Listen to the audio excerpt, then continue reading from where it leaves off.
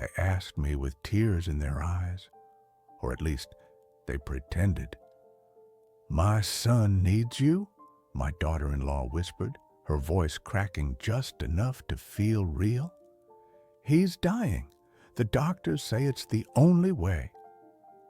I sat there in my worn-out recliner, the same one I've had since the early 90s, staring at their hands folded tightly on my old wooden table. My son didn't look me in the eye. He just stared at the floor, nodding. "He's only 16, Dad," he finally muttered. "He's your grandson." As if I needed reminding, I was once a professor of medicine, 42 years at the university. I trained over 2,000 students. Some of them went on to become brilliant surgeons, groundbreaking researchers, directors of hospitals. I dedicated my life to healing, to education. And here I was, a shadow of that man, old and brittle, surrounded by people who now only saw me as a body, useful only if it could still offer something. The silence in the room was thick. I could hear the clock ticking, the hum of the fridge, my own breath, shallow, uneven. I looked at my grandson's photo on the wall. Sweet boy, bright eyes. He used to sit on my lap while I corrected papers. "I'll do it," I said, my voice barely audible. Their faces lit up, but not with the kind of gratitude you expect when someone agrees to give up a part of themselves. No, weirdly, I saw relief. A transaction sealed. That night, I lay in bed listening to the rain tapping softly against the window. My hands trembled. I knew what this meant. At my age, a nephrectomy wasn't minor. I'd read the studies. I knew the risks, the recovery, the toll. But the idea of my grandson suffering, I couldn't bear it. Still, something in my chest felt tight. Not just physically, but morally. My instincts whispered things I didn't want to hear. "You're not doing this for love. They're using that love against you." I pushed those thoughts away. I had made my decision. The surgery happened 2 weeks later. I remember the fluorescent lights above the stretcher, cold, blinding. I remember the nurse's voice, young, maybe 30. "You're doing something amazing, sir." I just nodded. I wasn't amazing. I was desperate to stay relevant, to feel needed, to matter. When I woke up, everything hurt. My body, my lungs, my back, even my thoughts. The room was sterile, quiet. No one from my family was there. They came later, briefly. My daughter-in-law gave me a tight hug and said, "He's stable now. You saved him." My son said nothing, just gave me a pat on the arm like I was an old dog who had fetched one last stick. After that, I didn't see them much. I stayed in the hospital for nearly a week, alone, watching the same 2 pigeons land on the window ledge every morning. I envied them, their freedom, their company. Once discharged, they didn't take me home. They said it would be too much, with the boy recovering and everything else. They said the asilo would be temporary, just until I got stronger. I didn't argue. I didn't cry. I didn't beg. I just nodded again, like I had at that table. And so I arrived here. The walls are beige. Everything smells of disinfectant and boiled vegetables. My roommate snores like a chainsaw. The staff is kind but distant, efficient. Days pass slowly. I try to read, but the words swim. I try to walk, but my knees ache like they've held too many goodbyes. My body, once steady and proud in lecture halls, now betrays me at every step. But worst of all is the silence. No calls, no visits. Not even from the boy whose life I gave away part of mine for. I sit by the window and wonder, if I disappeared, would they notice? Until yesterday. A young man entered my room, tall with tired eyes and a badge that read Lucas M. He carried a clipboard but stopped when he saw me. Professor Almeida, he said, stunned. I looked up, confused. His voice. There was something familiar. It's me, he said, stepping closer. Lucas, you taught me clinical ethics. 13 years ago. My heart skipped. He remembered me. He didn't see an old man in a worn cardigan. He saw me. And in that moment, something shifted. A spark, faint but real. I remember the moment the anesthesia took hold. That cold, creeping sensation rising through my chest, the sterile lights above me dimming into a blur. My last conscious thought before slipping under was not fear, but shame. Shame that I was so willing to give myself up for people who had stopped seeing me as human. The surgery was deemed successful. I heard the words spoken by nurses, murmured between clipped conversations, printed in hospital summaries. But successful didn't feel like the right word when I woke up gasping for air, my chest tight, my bones aching like they'd been emptied. They removed a part of me, literally and otherwise. Physically, the pain was expected. I had lectured about nephrectomy dozens of times, but I had never truly felt the aftermath in my own flesh. The hollow ache in the side, the nausea, the weakness that made simply sitting up a chore. I was no longer a teacher of medicine. I was now its subject. Emotionally, it was worse. The first day, no one came. The second, a nurse brought a card. It was unsigned, no note, just a generic "thank you for saving a life," printed on glossy paper. I stared at it for a long time before placing it face down on the nightstand. The third day, my daughter-in-law appeared with a store-bought cake and eyes fixed on her phone. "He's out of danger now," she said quickly, as if rushing through her lines. "We're grateful." I looked for my son behind her. "He's tired," she said. "Stressed. You understand?" I didn't answer, because I did understand, and that was the problem. They had gotten what they wanted. I had served my function, and now, like an instrument no longer needed in surgery, I was placed back on the tray. When the doctors finally discharged me, my son arrived, not with open arms or a warm car ride home, but with a clipboard and a strained expression. "It's just for a few weeks," he said, signing the papers for the nursing home. "Until you recover better." "Whose name is on the contract?" I asked. He blinked. "Yours. That's standard. You're still independent, technically." I nodded. I didn't argue. I had spent a lifetime teaching young minds about honor, about compassion in clinical practice. I had mentored future doctors, reminding them that patients were not just cases. They were stories, lives, souls. And yet, here I was, a walking contradiction. As I sat in the back seat during the ride to the home, I watched the city blur past. The hospital, where I once gave lectures. The university library, where I spent long nights grading exams. The cafe, where students would wait nervously before oral boards. Places where I had mattered, now I was cargo. The nursing home smelled of antiseptic and loneliness. An orderly helped me into my room. No family photos on the nightstand, no familiar voices down the hall, just an empty drawer and a gray blanket folded too neatly. My first night there, I cried quietly into my pillow. Not because of the pain, not because I regretted the surgery, but because I realized I had never taught my own son the very lessons I had spent my life preaching to strangers.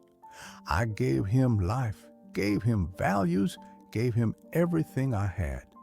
And now I had even given him a part of my own body. And still, it wasn't enough to earn his presence. The body heals slowly in old age.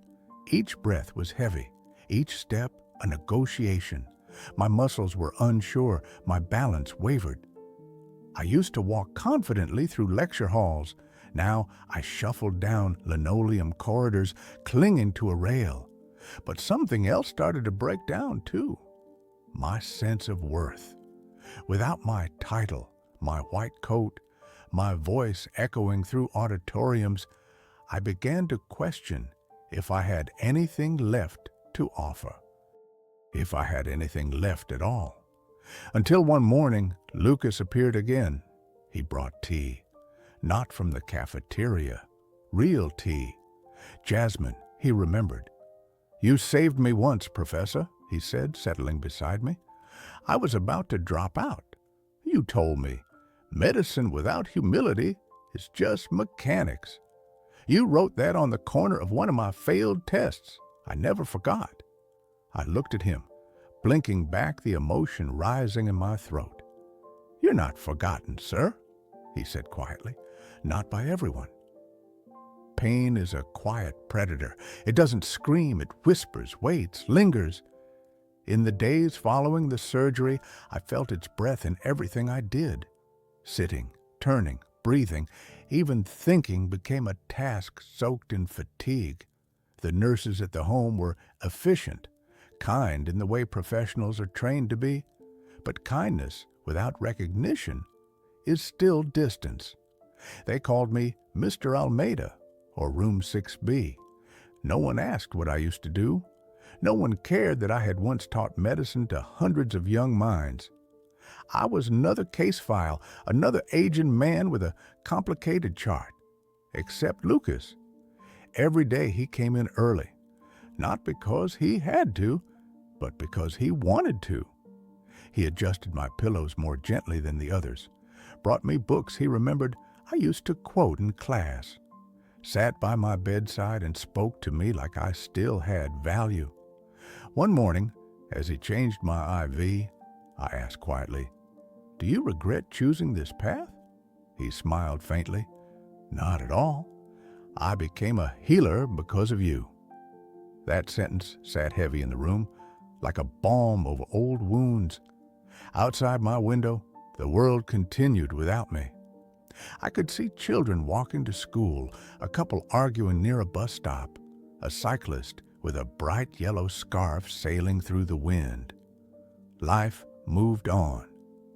My son didn't call, not once. I tried to rationalize. Maybe he was overwhelmed with the boy's recovery. Maybe he was working late. Maybe he felt guilty. But the excuses wore thin with each passing day.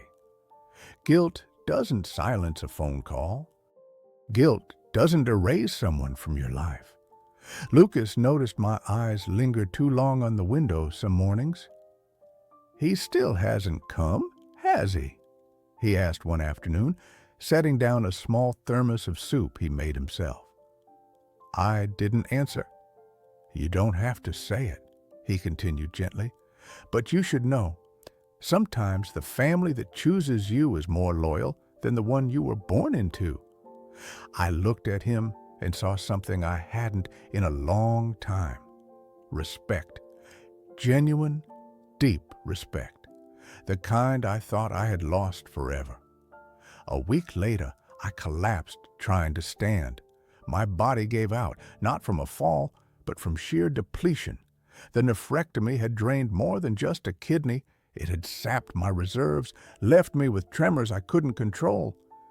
I woke up with Lucas sitting by my side, a worried look shadowing his face.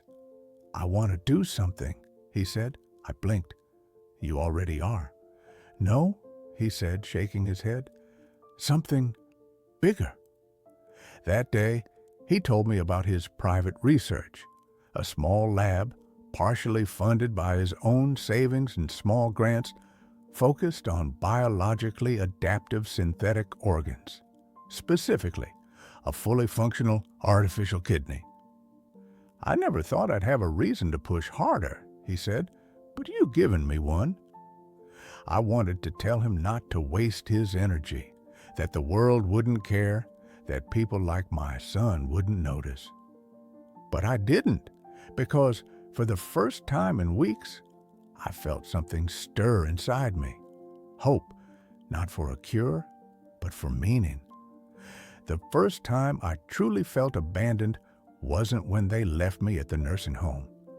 It was when the receptionist handed me a sealed envelope a month later. It was a bill, rent, medication, special diet, all under my name. No signature, no call, no explanation. I read it slowly, each figure punching a hole in my chest. My pension barely covered the essentials. The surgery, they said, had been donated in spirit, but in practice, everything else now fell on me. On the man who had given a kidney to save his grandson's life. I sat with the letter in my lap for hours, didn't speak, didn't cry, just stared. I had raised a man who could do this. That was the part that hurt most. Lucas found me that evening in the garden. I sat on a cold metal bench, my knees wrapped in a blanket someone had forgotten in the laundry. "Bad news?" he asked. I handed him the letter without a word. He read it, jaw tightening. "This is disgusting," he muttered. "You gave them everything." I nodded, eyes still fixed on the darkening sky. "And they gave me an invoice." Silence fell between us. Then he did something unexpected. He sat beside me and placed a small notebook in my hands. Inside were sketches, notes, equations, tiny, precise diagrams of vascular connections and polymer filtration systems. "My prototype," he said, "an adaptive synthetic kidney. I've been working on it quietly for years, but with your story, I think it's time I fight louder." I turned the pages slowly. Despite the weight in my chest, my hands were steady for the first time in weeks. "You believe it can work?" I asked, voice fragile. "I believe in you," he answered. That sentence, simple as it was, held me together that night more than any medicine ever could. A week passed, then two. No word from my son, no messages, no visits. The staff stopped asking if I had family. Lucas, meanwhile, became my daily companion. He brought books from the university library, textbooks I once assigned, now worn with new fingerprints. We discussed physiology, ethics, even laughed once or twice. My body was failing, but my mind had found oxygen again. He asked me to review his paper draft. I did. I scribbled notes, tightened phrasing, suggested citations. It felt like teaching again. At one point he said, "This is your work too." I looked at him, tired and overwhelmed, and smiled. "No, Lucas," I whispered. "This is your gratitude. And that's something more rare than genius." Then, one afternoon, a nurse wheeled me back into my room to find it empty. No photos, no card, no letter, not even the drawing my grandson once made for me years ago, which I kept folded in my wallet. Gone. They'd stopped paying. Without notice, my son had ordered all personal belongings discarded, probably to erase the evidence of what they'd done. The nurse looked apologetic, but she was just doing her job. I closed my eyes. This, I thought, is what it feels like when someone decides you're no longer useful. But Lucas, he stood in the hallway, fists clenched. "They can erase your photos," he said quietly, "but not your legacy. I'll make sure of that." There's a particular kind of silence that lives in places like this. It's not just the absence of sound, it's the absence of purpose. The way your name slowly stops being spoken, the way your door stops being knocked on, the way you begin to wonder if you ever truly mattered outside the walls of your own memory. I stopped expecting calls, stopped turning my head when the hallway phone rang, stopped hoping that the nurse approaching my door was bringing news. My mornings became routine.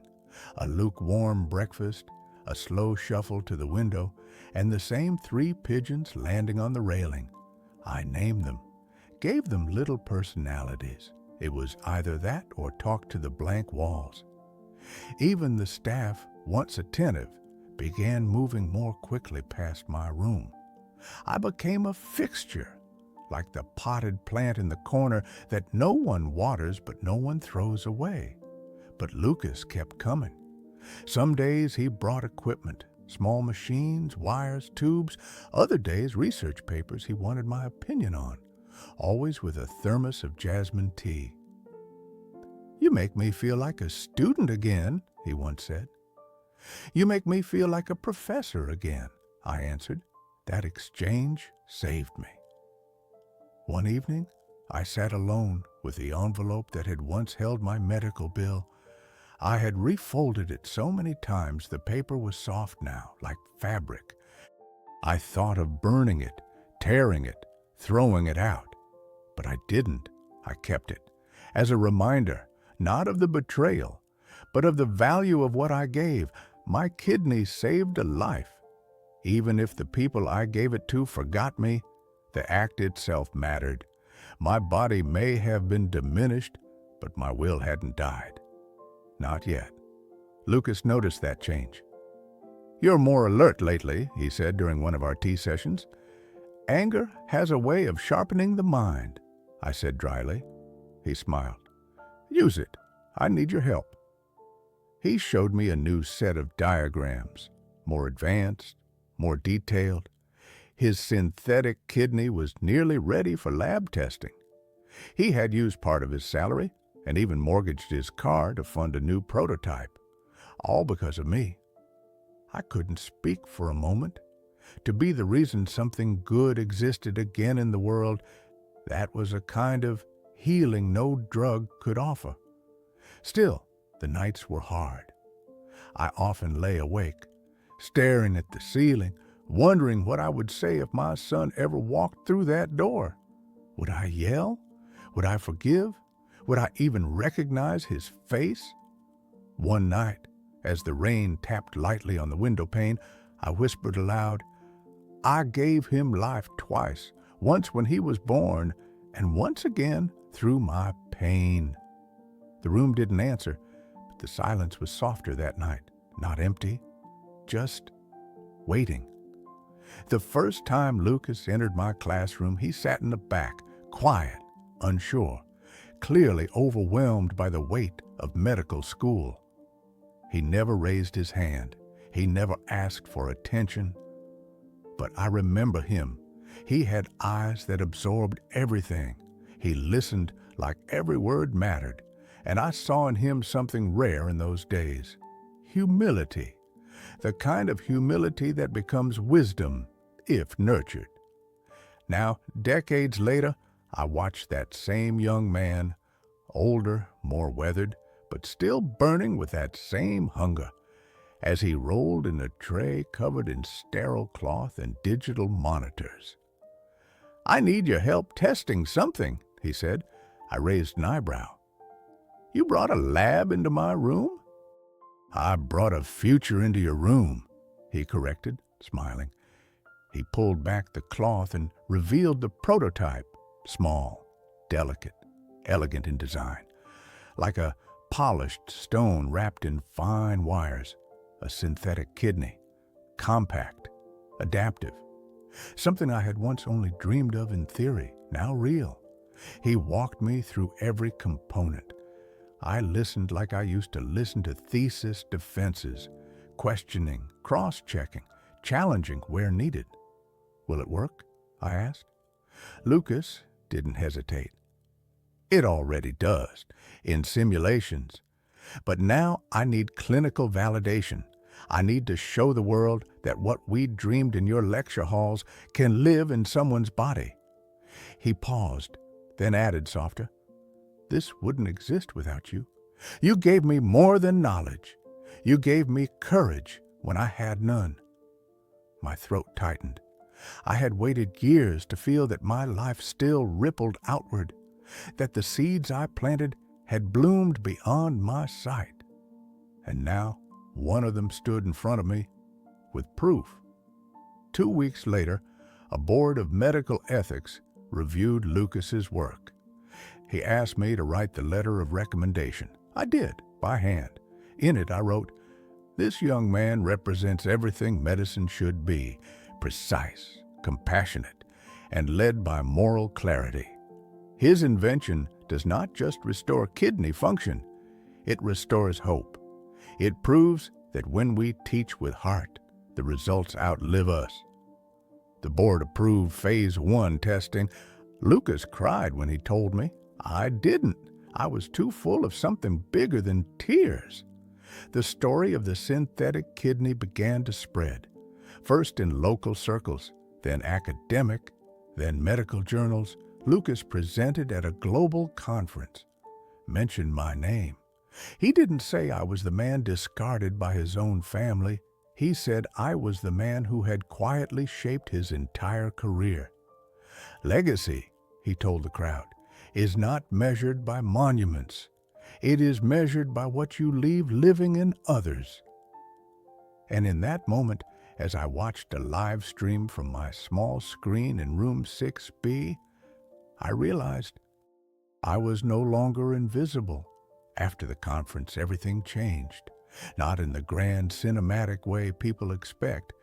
There were no parades, no headlines in evening news, but in the quiet spaces, the corridors of the nursing home, the looks from nurses, the way my name was suddenly said with reverence instead of routine.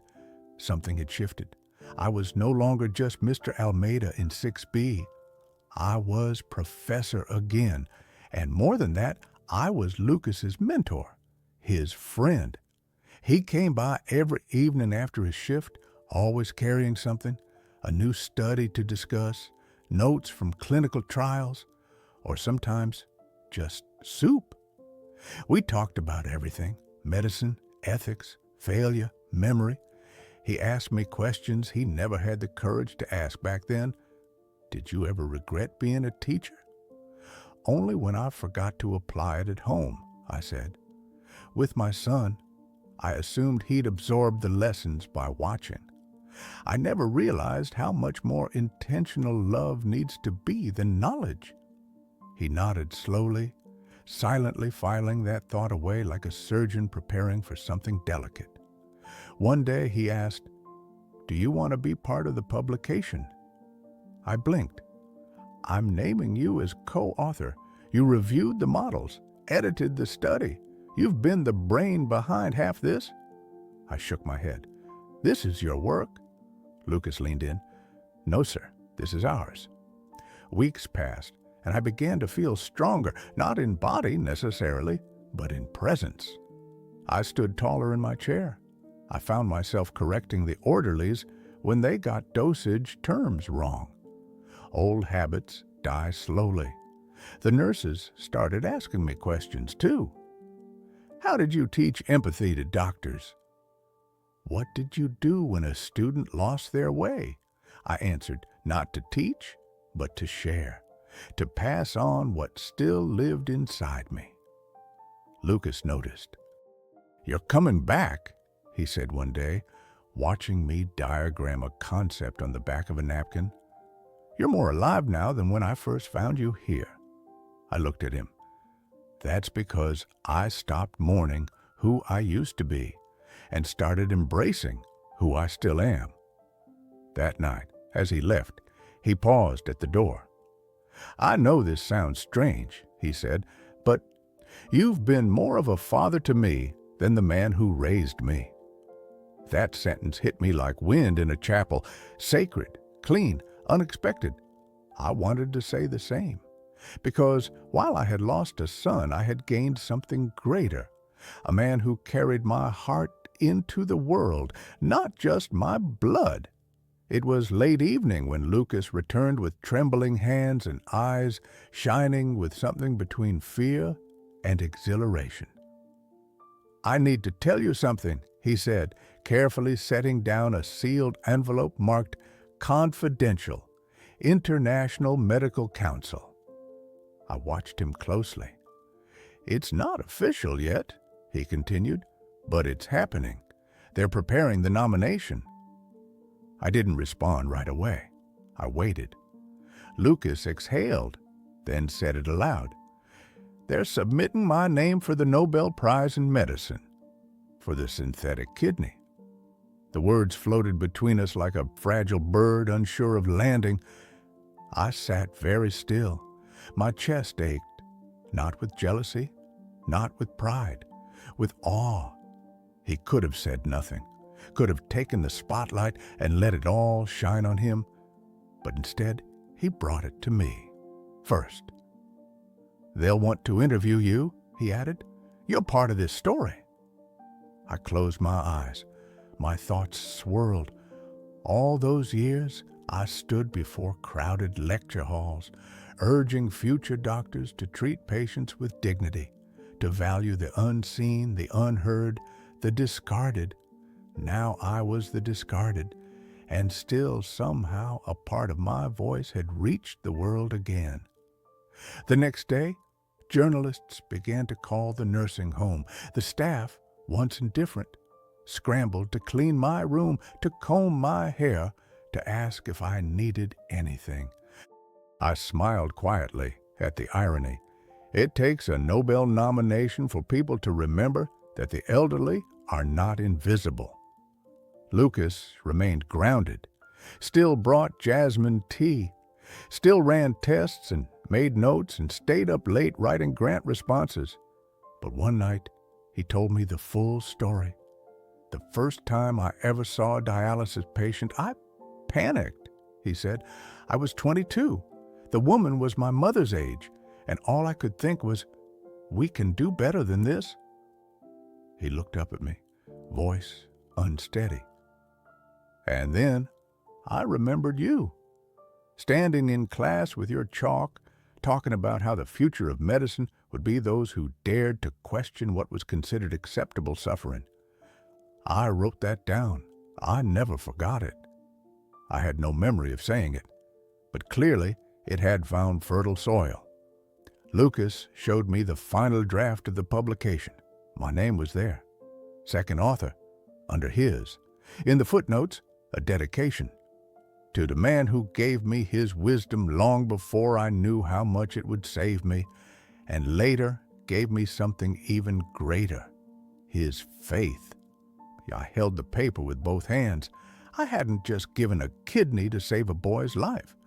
I had inspired the invention that could save millions. Lucas's small lab, once a quiet, underfunded corner of a university basement, had now become a hub of international attention. What started with scribbled sketches in the margins of old textbooks had blossomed into a global research collaboration, and yet every update, every breakthrough, he brought back to me first. This is still our project, he'd say. He wasn't being polite. He meant it. I reviewed new proposals, offered thoughts on how to frame data more ethically, reminded him of old case studies buried in dusty volumes. My mind had aged, yes, but it hadn't dimmed. Sometimes I'd sit with him in the lab while engineers and assistants worked around us. I watched machines hum, synthetic membranes expand, tiny valves pulse with fluid simulations. Lucas would lean in and whisper like a child showing off a magic trick. You see that? That's you. That's your classroom, still alive. Those moments kept me breathing. One day, after weeks of testing, Lucas ran into my room breathless, holding a printed chart. It worked, he said, his voice trembling. In vivo simulation, the synthetic kidney regulated hydration, electrolytes, toxin filtration autonomously. I reached for the paper with shaking hands. The numbers danced before my eyes, perfect, stable, real. It wasn't theory anymore. It wasn't a dream. It was here. I want to name the device after you, Lucas said, softer now. No, I answered immediately. Name it after the first patient you'll save. He paused, then nodded. But later that night, I overheard him speaking to a journalist in the hallway. "Yes," he said, "we call it the Almeida Unit, because without him, none of this exists." The press requests came faster now. Scientific journals, medical conferences, health organizations, everyone wanted to know how a dying professor in a forgotten ward became the root of a revolution in renal medicine. I didn't give many interviews. I didn't need to. The work spoke for itself. Still, I kept the first prototype in a box by my bed.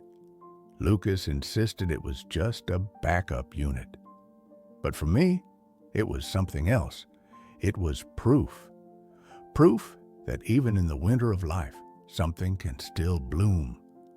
The weeks that followed felt like watching a seed bloom into a forest. Lucas traveled constantly, Berlin, Tokyo, Geneva, presenting our project at medical summits, collaborating with specialists, refining the device. Each city brought a new headline, a new publication, a new round of applause. And every time he landed, the first call he made was to me. "Professor," he'd say often from an airport lounge, "they asked how I did it, and I told them with the heart of a teacher in my chest." It never failed to move me. Back in my small room, the world grew wider. Researchers visited the nursing home. Former students who had long forgotten my lectures now emailed to say thank you. Some sent letters with trembling handwriting, remembering single phrases from old blackboards.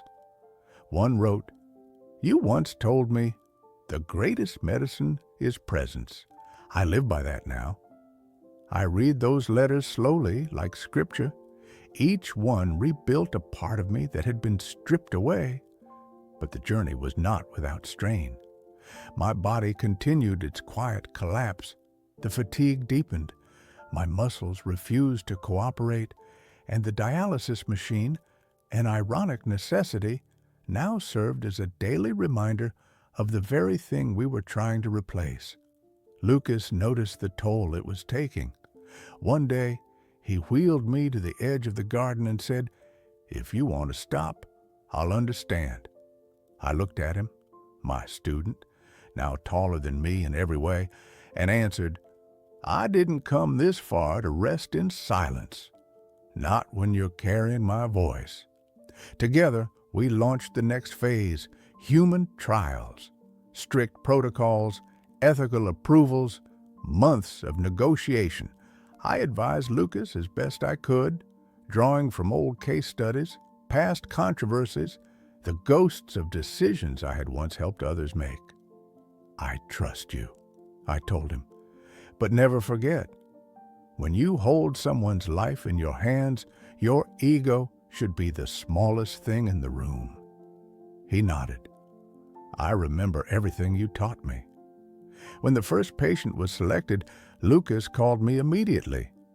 "She's 42, a mother of 2, on dialysis for 7 years. He paused, then added, "She asked if she could meet you one day." I said, "Maybe." I smiled. I didn't need to meet her. Knowing that something I helped shape would now live in her body, that was enough. That was immortality, measured not in time, but in impact. The day the first human received the artificial kidney, I stayed by the phone. I didn't eat. I didn't nap. I just sat, my hands folded over a wool blanket, eyes fixed on the handset, ears tuned to every distant ring in the hallway. It wasn't fear that kept me still. It was reverence, because I knew that at that very moment, somewhere across the city, a surgeon's hands were placing a device I had helped inspire into another living body. And when the call came, I recognized Lucas's voice before he even said my name. "It worked," he whispered, too emotional to raise his voice. Her body accepted it. No complications. All systems stabilizing. I closed my eyes, not in disbelief, but in release. The breath I had been holding for months, maybe years, finally left me. It was as if the weight of my entire life had been exhaled in that one moment. "She's awake," he added. "She's crying. Her daughters are with her." He didn't have to say more. I felt her joy, her freedom, through the tremble in his words.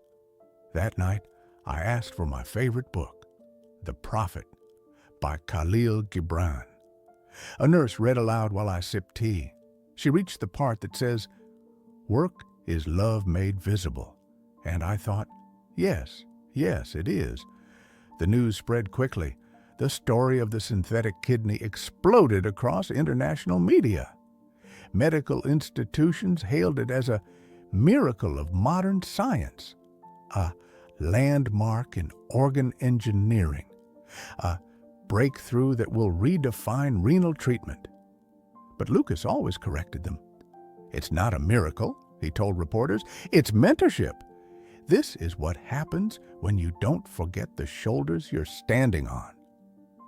And each time he mentioned me, not as a footnote, but as the foundation.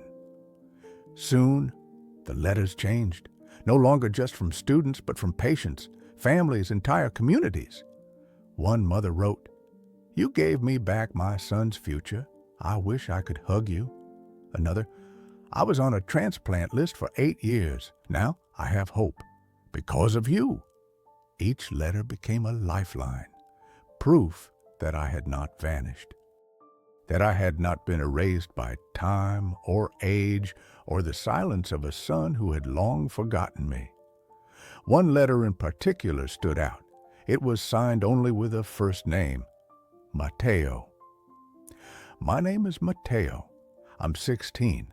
My grandma says you're the reason my dad is alive. I want to be a doctor like you." I wept when I read it, not just for Mateo, but for all the lives that would ripple outward from this moment, like stones dropped in water, circles spreading, overlapping, unending. The call came at dawn. The nurse knocked gently, a strange look on her face, half excitement, half disbelief. "Professor," she said softly, "there's someone on the line from Sweden." I stared at her for a moment, unsure if I had heard correctly. But when I pressed the phone to my ear, I heard the crisp, accented voice of the Nobel Committee secretary. Calm, deliberate, ceremonial. "Dr. Lucas Medeiros has been awarded the Nobel Prize in Physiology or Medicine for the development of the world's first fully functional synthetic kidney, a project co-authored by Professor Afonso Almeida." I didn't say anything. I couldn't. The room felt too still, too sacred for words. I nodded to the phone, even though no one could see me. And after a pause, I said the only thing that made sense. "Thank you for seeing what was almost forgotten." Lucas arrived later that morning, not as the researcher, not as the rising star, but as the same student who once sat quietly in the back of my lecture hall, clutching his notebooks like shields.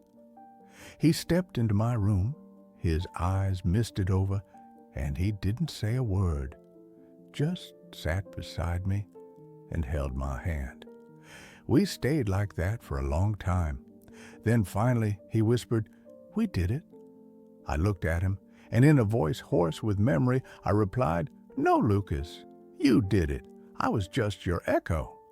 He shook his head fiercely. "You were the seed. I was only the soil." The news spread across every screen, every newspaper, every corridor of power. Photos of Lucas holding the official certificate, headlines praising the innovation, excerpts of our research paper quoted in speeches, offers of honorary doctorates, university tributes, and always, my name beside his. That week, the nursing home received more flowers than a wedding. Students, hospitals, survivors of kidney failure, entire medical classes dedicated their graduation ceremonies to us. But the most unexpected visitor came 3 days later, my son. He stood at the threshold of my room, thinner than I remembered, hair grayer, eyes tired, not just with age, but with something deeper. Maybe guilt, maybe fear, maybe something still worse, regret with nowhere to go. "Dad," he said. I waited. "I saw the news," he added. I didn't know how much you were still doing. I didn't realize." He trailed off. I let the silence settle. Then I said, "You didn't ask." He flinched. "I'm sorry," he said finally. "I made mistakes." I nodded. "Yes, you did." He stepped forward, uncertain. "I'd like to visit more often, if you'd let me." I looked at him a long time. Then I said gently, "Son, I've already found my family." He stood there, stunned, as if the words had struck him somewhere deeper than flesh. "I'm your son," he said softly, as though blood alone could erase absence. I didn't raise my voice, didn't accuse. I'd learned long ago the truth delivered quietly echoes louder. "You were," I answered, "but family is not sustained by DNA. It's built in presence, in care, in choosing over and over not to abandon." He looked away, shame reddening his face. He had come expecting redemption, maybe even celebration. But what he found was a father who had lived too much pain to keep offering it blindly. I gestured toward the small table beside me where flowers from strangers bloomed, where Lucas's framed conference photo stood, and where letters from grateful patients lay stacked like scripture. "This," I said, voice firm but without anger, "is the legacy I've chosen to protect." He didn't argue. Maybe he understood, or maybe he didn't.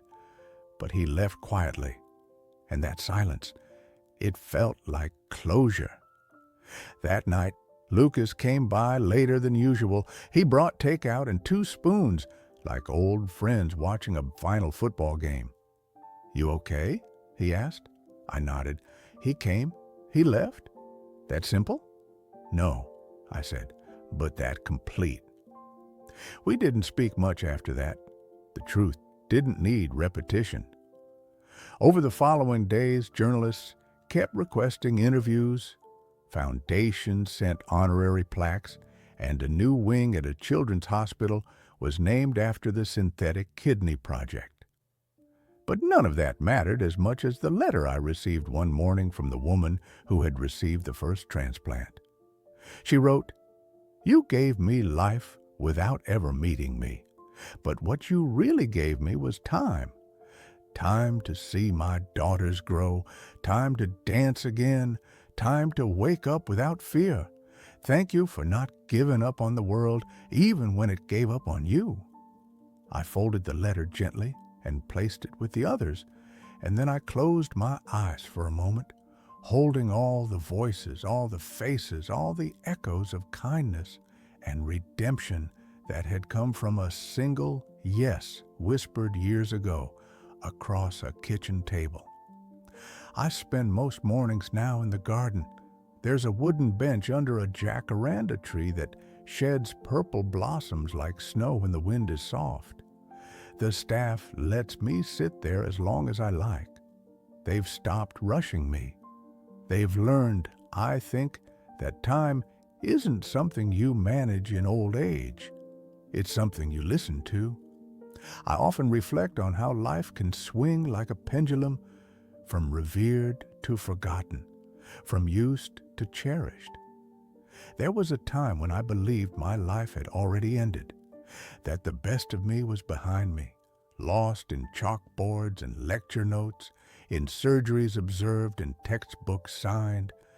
But Lucas taught me something else, that sometimes your true impact blooms after you stop striving, that when you teach with heart, when you give without condition, when you plant seeds in others, your legacy doesn't age, it ripens.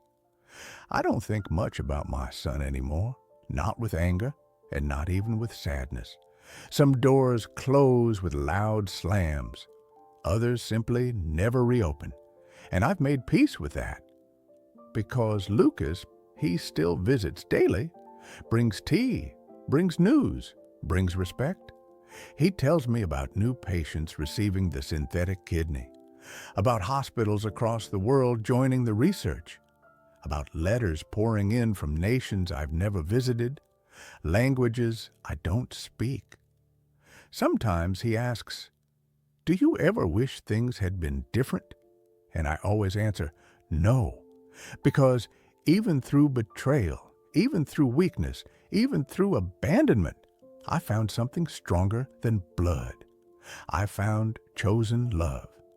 At night, when the lights dim and the halls grow still, I lie in my bed and listen, not to the silence, but to the weight of everything that has lasted. The lives changed, the voices healed, the future that now includes people I'll never meet. And in that quiet, I no longer feel forgotten. I feel eternal. If you had told me years ago that the final chapter of my life would be written not in despair, but in quiet triumph, I would have smiled politely and changed the subject. Like many of us who grow old, I expected the world to pass me by. I braced for the erosion of dignity. I accepted invisibility as the price of time. But I was wrong, because even when everything seemed lost, my health, my purpose, my family, something extraordinary emerged from the shadows, a new beginning. And it came not from a second chance at fame, but from one man's gratitude, from a student who remembered not just my lessons, but my humanity. Lucas gave me more than recognition.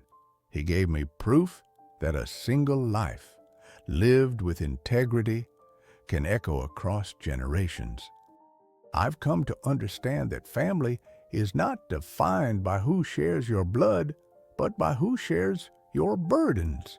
Not everyone who comes from you will stand with you, and not everyone who stands with you was born to you. The son I raised gave me pain. The student I once taught gave me peace. And that, I believe, is the essence of legacy. It's not what you leave behind, but what you leave alive. So if you're listening to this, wondering if your story still matters, let me assure you, it does. Even if the world forgets your name, even if the people you loved fail you, even if your body weakens and your voice softens, what you gave with love endures. It lives in the people who choose to remember. It lives in the kindness you planted without expecting anything back. It lives in every life you touched without even knowing. And if this story moved you, tell me in the comments below. Have you ever been betrayed by someone close, only to find healing in someone unexpected? Your words matter. Your story matters. I'll be reading. Thank you.